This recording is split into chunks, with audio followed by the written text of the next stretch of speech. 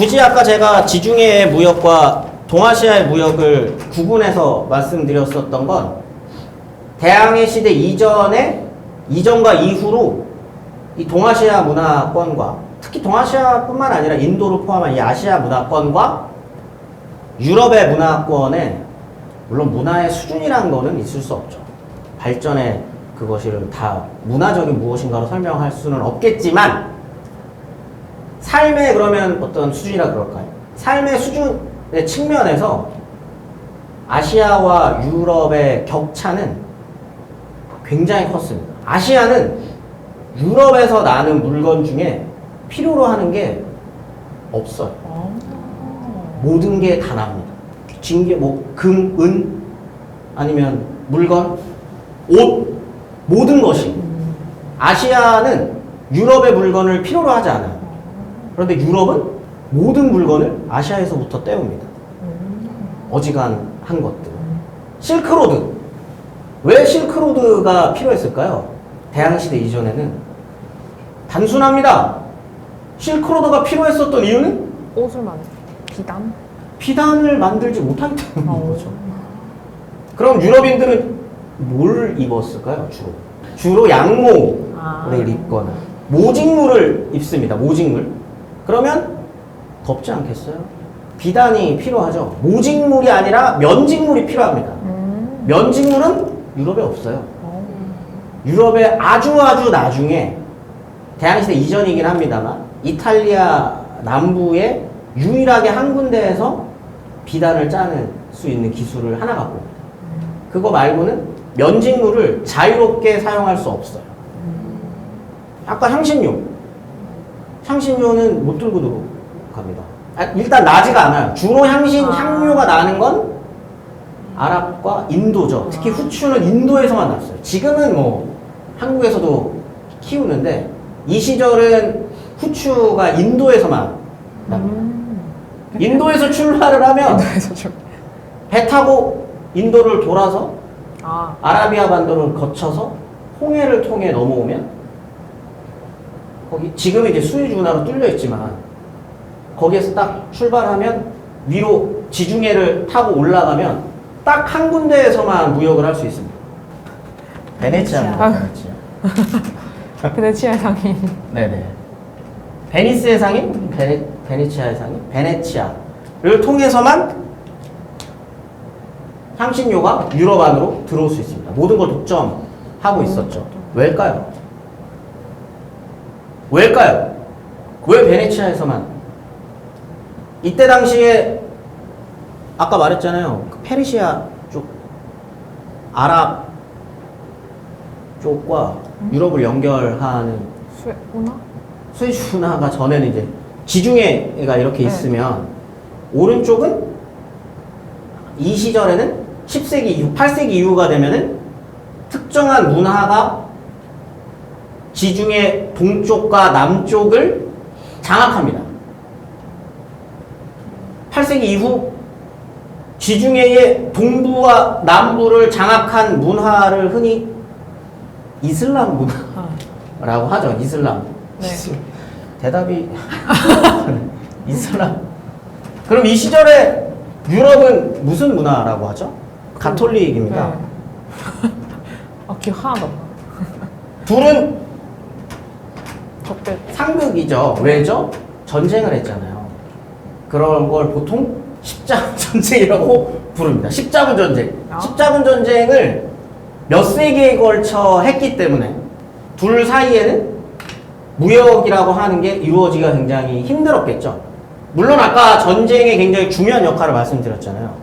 서로 간에 문화가 교류되는 측면은 있지만 무역만 딱 잘라놓고 얘기하면 아시아에서 이슬람으로 넘어와서 유럽으로 가게 되는 그 이전까지 로마가 우리들의 바다라고 불렸었던 지중해는 사용되지 못하는 거죠.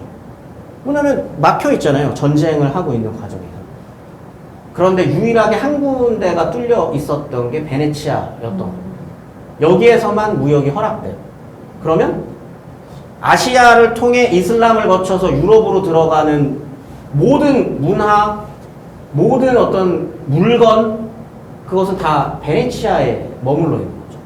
그러면 이 베네치아에서 유럽으로 물건들이 이렇게 뻗어 올라가야 되는데 베네치아의 상인들이 이걸 제 가격에 팔았을까요? 우리가 이걸 모든 것을 독점하고 있는데 아니요. 그렇지 않습니다. 굉장히 고가에 팔게 되는 거죠. 중개무역을 하는 입장에서 내가 이렇게 어렵게 그 다음에 우리가 모든 것을 독점하고 있는데 뭐로 이걸 싸게 팔겠어요? 향신료의 가격이 오릅니다. 그러다 보니까 향신료를 확보하기 위한 쟁탈전을 벌이게 되고 그것이 대항해 시대를 열게 됐었던. 그런데 대항해 시대를 열기 위해서는 굉장히 중요하게 전제되어야 되는 것들이 있죠. 일단 비용, 시간, 기술력이 담보돼야 됩니다. 어떻게 보면 투자가 굉장히 크게 이루어져야 하는 거죠. 그럼에도 불구하고 여러 나라에서 이 대항해 시대를 시작하게 되는데 한 번만 성공해도 후추 20g으로 이때 당시에 유럽에서 어느 정도의 가치를 가졌을까요? 노예 한 명. 그럼 이 정도 한 뭉태기, 이 정도? 한 주머니로 저택을 살 수 있어요. 금보다 비쌌던 거죠. 그 정도의 가치이다 보니 배를 하나 띄워요. 죽을 수도 있어요. 근데 100척 띄어서 50척이 오더라도 이거 하나에 집 한 채를 살 수 있는데 배에 후추를 가득 싣고 절반만 돌아왔다고 생각을 해봅시다. 그래도 그 이익은 우리가 지금 생각하는 수준을 넘어서는 수준이었던 거죠. 그러니까 출발합니다. 가장 먼저 출발했던 나라는 포르투갈. 저 아저씨가 누군지 아시나요? 아니요. 애니크 왕자라고 들어보셨나요? 아니요. 처음 들으세요? 네. 포르투갈의 애니크 왕자가 먼저 시작을 합니다. 뭐 애니크 왕자는 잊어버려도 되지만 포르투갈이라고 하는 나라가 중요하죠. 포르투갈. 왜 포르투갈이 먼저 시작했을까요? 지리적인 위치 때문입니다. 포르투갈이 지금 어디 있죠? 유럽의 가장 서쪽에 있습니다. 유럽의 가장 서쪽에 있기 때문에 이 포르투갈이라고 하는 나라가 후추를 얻기 위해서는 이탈리아까지 가가지고 받아와야 되는데 그 사이에는 스페인도 있고 프랑스도 있고 그걸 넘어서 이탈리아까지 가야 되는 거죠. 지중해를 타고 가더라도 연안 항로를 이용하면 당연히 여러 곳을 거쳐서 가야 돼요. 다시 돌아오는 것도 힘들고. 그렇게 해서 굳이 얻을 수 있는 게 내가 원래 후추를 살 수 있는 가격보다 100배 이상이라면 굳이 유럽 지중해 항로나 아니면 육로를 통해서 갖고 오는 게 아니라 내가 직접 갈 수 있는 기술을 공부해 보겠다라고 생각을 할 수 있겠죠. 그걸 생각해냈었던 사람이 이 애니크 왕자라고 하는 사람입니다. 여기에요, 포르투갈이. 아. 그러니까 이탈리아가 여기 있으니까 저까지 돌아가느니 우리가 길게 돌자라고 하는 생각을 했었던 거죠. 그러다 보니 아프리카의 희망봉을 돌아서 인도양을 건너 캘리컷이라고 하는 인도까지 도착하게 됩니다. 유럽인이 지중해랑 육로가 아니라 대양을 건너서 처음으로 인도에 도착한 거예요. 후추의 원산지. 지중해와 육로가 아니라 대양을 통해서 인도에 도착한 대항해 시대에 어떻게 보면 정점의 출발을 탁 알렸던 바스코 다가마라는 포르투갈 사람이 아프리카를 돌아서 희망봉을 거쳐서 인도의 캘리컷이라고 하는 곳에 딱 도착을 합니다. 도착하자마자 외쳤던 말이 있어요. 여기가 인도구나 라고 하는 걸 딱 깨닫고 딱 도착하자마자 외쳤던 말이 그리스도와 향신료를 위하여라는 말입니다. 이 말이 상징하는 게 있는 거죠. 그리스도는 당시 포르투갈의 종교이기도 했었고 그것보다 더 중요한 건 향신. 내가 여기까지 온 이유는 단 하나, 향신. 향신료였었던 거죠. 향신료를 위하여라고 하는 말과 함께 캘리컷의 통치자와 바스코 다가마가 서로 만납니다. 그런데 아까 이 대항해 시대 이전까지 유럽과 아시아의 차이를 말씀을 드렸잖아요. 이때 유럽이 유럽이었었던 포르투갈이 캘리컷과 무역하기 위해서 가져갔었던 물건들이 굉장히 보잘것 것이 없습니다. 양모로 되어 있는 옷가. 인도 굉장히 덥거든요. 그 양모 필요 없는. 필요 없는 물건인 거죠. 동물 막 털 달려 있는 모자, 되게 조잡한 식기류, 뭐 이런 거를 가지고 우리와 무역을 해주지 않겠어요? 라고 캘리컷의 통치자한테 이야기를 하죠. 심지어 그때 만났었던 캘리컷의 통치자는 왕도 아니에요. 그런데 바스코 다 가마는 그 사람을 왕으로 알고 있었어요. 그게 문화의 격차를 말해주는 거죠. 그때 그 캘리컷의 통치자가 그 물건을 보고 아, 좋은 물건 갖고 왔으니까 교육을 한번 시작해볼래? 라고 말할 수는 없었겠죠. 교육을 허가하지 않습니다. 그리고 돌아가게 되죠. 다시 돌아갈 때 처음에 출발할 때 한 150명 정도 출발을 했는데 도착한 사람은 55명밖에 되지 않았어요. 굉장히 험한 항해였다라고 하는 거죠. 그럼에도 바스코 다 가마가 아, 갔다 왔는데 별것도 없고요. 힘들더라고요. 끝냈을까요? 2차 항해를 출발합니다. 그때는 어떻게 갈까요, 이제? 다른 걸 신고 가요. 잔뜩 싣고 갈 게 없다니까요. 유럽은 아시아에 팔 수 있는 게 없습니다. 무기를 싣고 오! 이런 거는 굉장히 대답을 잘하시죠. 무기를 싣고 갑니다. 유일하게 아시아보다 유럽이 앞섰던 단 하나의 기술을 말하라고 하면 전쟁 수. 그렇죠. 전쟁 무기류는 하나 앞서요. 가장 중요한 게 포의 길이요. 길게 만드는 사정거리죠. 사정거리. 아. 포의 사정거리가 유럽이 훨씬 더 앞서 있었기 때문에 붙으면 해상에서 붙으면 잽이 안 돼요. 디우 해전이라는 굉장히 유명한 어떻게 보면 인류 역사를 바꿨었던 해전이 있습니다. 포르투갈에서 출발한 18척의 배가 아라비아와 인도의 연합함대 100척 이상의 배를 한 척도 부서지지 않고 대파합니다. 이게 인류 역사를 바꿨었던 해전이거든요. 바다에서의 싸움을 통해 무역권을 쟁취했었던 거죠. 그 이후로 인도를 거쳐서 포르투갈은 아시아 더 동쪽으로 나아가게 되고 마카오를 건너 지금의 동남아 그리고 일본까지 연결되는 무역로를 차지하게 됩니다. 포르투갈이 이거 성공했어요. 포르투갈이 처음으로 성공합니다. 옆에 포르투갈만큼 이탈리아와 멀리 떨어져 있는 나라가 있죠. 스페인도 출발합니다. 근데 스페인은 다른 방향의 항로를 찾죠. 포르투갈이 밑으로 아프리카를 건너갔는데 우리는 포르투갈이 장악하고 있는 무역로 말고 다른 곳을 뚫어보자 라고 생각을 했던 거죠. 흔히 이 시기에 사람들이 지구는 둥글다라는 생각을 못했다라고 생각하시는 분들이 많은데 그렇지는 않아요. 이미 지구가 둥글다는 건 굉장히 오래전부터 상식적으로 알고 있는 내용입니다. 하지만 아까 바다가 어떤 존재라고 했죠? 굉장히 무섭고 굉장히 경계와 두려움의 대상이라고 했잖아요. 그러다 보니까 더 멀리 나아가지 못했었던 거죠. 그런데 포르투갈은 그걸 이겨냈잖아요. 스페인도 지구는 둥글데 얘네는 밑으로 갔으니 우리는 미국. 왼쪽으로 가자. 아. 지구는 둥그니까 자꾸 걸어 나가면 막 다 만나. 온 세상 어린이를 만나는 거잖아요. 왼쪽으로 돌면 아시아가 있겠지라고 하는 굉장히 단순한 생각으로 서쪽으로 항해를 해보자 라고 했었던 사람이 누구죠?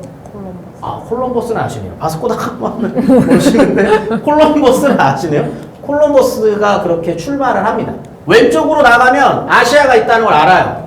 그런데 이 사람들이 알지 못했던 게 있죠. 유럽과 아시아 사이에 아메리카 대륙이 네. 있다는 걸 몰랐던 아. 거죠. 아메리카 대륙을 처음으로 발견하게 됐다라고 알려져 있지만 사실 아메리카 대륙은 그 이전에 유럽의 다른 사람들에 의해서 발견된 적이 있었습니다. 그들이 누구였을까요? 굉장히 오래전에 콜럼버스 이전에 아메리카 대륙은 이미 유럽인들에게 알려져 있었어요. 누구에 의해서? 바이킹. 그렇죠. 예. 바이킹에 의해서 이미 아메리카 대륙을 알고 있었어. 그런데 더 이상 여기를 통해서 우리가 얻을 수 있는 게 없다라고 생각을 하게 되면 굳이 안 가잖아요. 그렇게 해서 교역로가 끊겨 있었던 거죠. 그런데 신화처럼 이렇게 내려오는 거예요. 저 북유럽에서. 왼쪽으로 돌아가면 대륙 큰 거 있던데? 라고 하는 걸 또 듣게 됐던 거죠. 그런데 그때는 유럽인들이 바이킹이 그 보고 왔다라고 하는 바이킹의 신화에서 존재하는 서쪽 땅이 아메리카가 아니라 아시아라고 생각을 했던 거예요. 그러니까 왼쪽으로 가면 아메리카가 아니라 아시아가 곧 나올 수 있다라고 생각을 하게 되고 콜럼버스가 왼쪽으로 항해를 시작하는 거죠. 그래서 서쪽으로 돌아가면 일본이 먼저 나온다라고 생각을 했어요. 왜냐면 이제 아메리카를 지워보세요. 왼쪽으로 이렇게 돌면 제일 처음에 만나는 건 지팡국, 일본. 좀 더 들어가면 중국. 좀 더 밑으로 내려가면 인도가 있을 거라고 생각을 하고 도착을 했죠. 처음에 도착한 땅은 여기입니다. 여기가 지금의 바하마 군도라고 하는 곳인데 여기에 도착을 했을 때 당연히 콜럼버스는 이 땅이 아시아일 거라고 생각을 했죠. 아시아라고 생각을 했기 때문에 여기 아시아에서 나올 수 있는 물건들을 찾아 헤맵니다.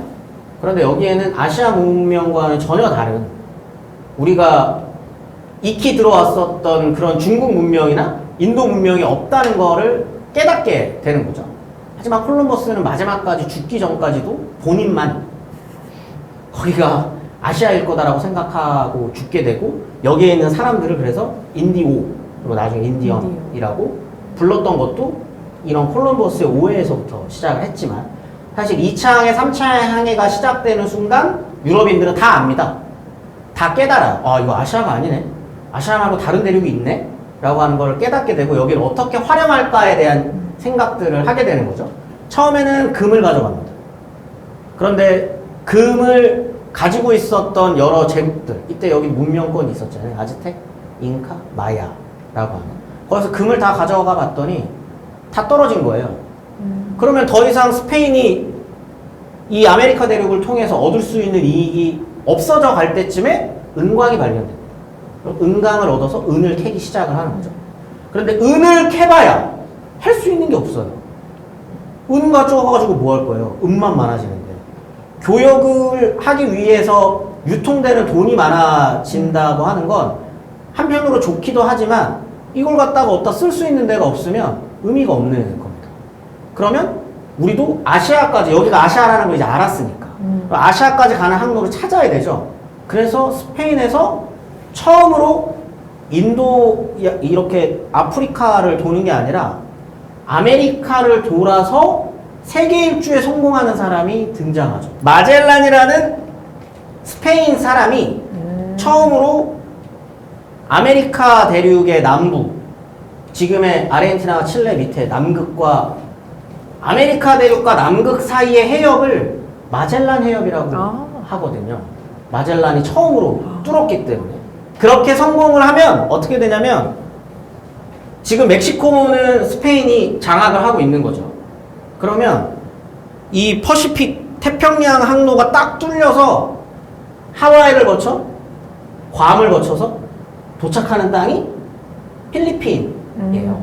근데 필리핀은 이 시절에 굉장히 무역이 번성했었던 곳입니다. 아시아의 많은 문화들이 필리핀의 물라카 해협, 물라카라고 하는 지역에 모여 있거든요. 그러면 어떻게 되냐면 여기에 필리핀이 있으면 여기에 멕시코가 있고 스페인을 일직선으로 해로로 연결할 수 있습니다. 그럼 여기서 은이 난다 그랬잖아요. 네. 여기서 난 은으로 필리핀으로 가서 아시아의 향신료를 싣고 다시 멕시코로 오면 이 멕시코에서 그 향신료를 가지고 스페인으로 가는 거죠. 그럼 다시 스페인에서 배를 띄워서 멕시코에 들려서 은을 가지고 필리핀으로 가고 다시 오고 이 무역로가 완성됩니다. 이게 처음으로 태평양과 대서양을 연결하는 항로가 완성됐었죠. 그렇게 대항해 시대에서 스페인이 포르투갈에 이어서 무역로를 넓혀 나가기 시작합니다. 그러면 다른 유럽 나라들은 당연히 가만히 있지 않겠죠. 국가에서 전폭적으로 지원을 하게 되고 동인도 회사라는 걸 설립해서 이 회사를 중심으로 아시아의 무역권을 넓혀 나가기 시작을 합니다. 본격적으로 포르투갈과 스페인과 영국과 네덜란드 이 이외의 다른 나라들의 식민지 젠탈전이 시작이 됩니다. 이 시기에 유럽과 아시아의 가장 뚜렷한 차이 하나를 말해라 라고 하면 역시 제가 아까 전에도 쭉 강조했었던 하나입니다. 국가가 얼마나 개입. 이 해양 무역에 개입했느냐 하지 않았느냐의 차이입니다.